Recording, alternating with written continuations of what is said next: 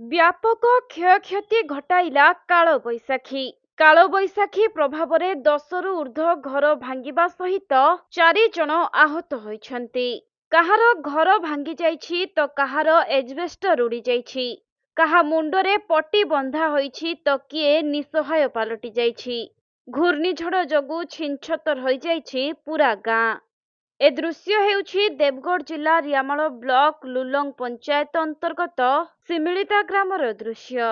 ମିଳିଥିବା ସୂଚନା ଅନୁଯାୟୀ ଗ୍ରାମର ହରିହର ମାଝୀଙ୍କ ଘର ଆଜବେଷ୍ଟର ଉଡ଼ିଯିବା ଫଳରେ ଘର ଭିତରେ ଥିବା ପରିବାର ଲୋକେ ଆହତ ହୋଇଛନ୍ତି। ସେହିପରି ଏହି କାଳବୈଶାଖୀ ଯୋଗୁଁ ଗ୍ରାମର ଅନ୍ୟ 2 ଜଣ ଶିଶୁ ମଧ୍ୟ ଆହତ ହୋଇଥିବା ଜଣାପଡ଼ିଛି ଏବଂ ସମସ୍ତ ଆହତଙ୍କୁ ଉଦ୍ଧାର କରି 108 ଆମ୍ବୁଲାନ୍ସ ଯୋଗେ ନିକଟସ୍ଥ ଛତାବର ଡାକ୍ତରଖାନାରେ ଭର୍ତ୍ତି କରାଯାଇଛି।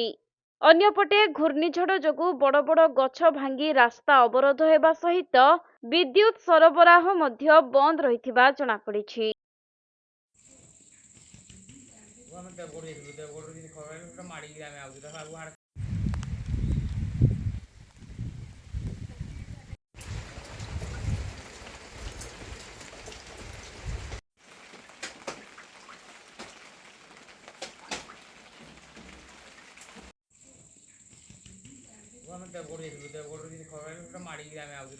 କାହିଁକି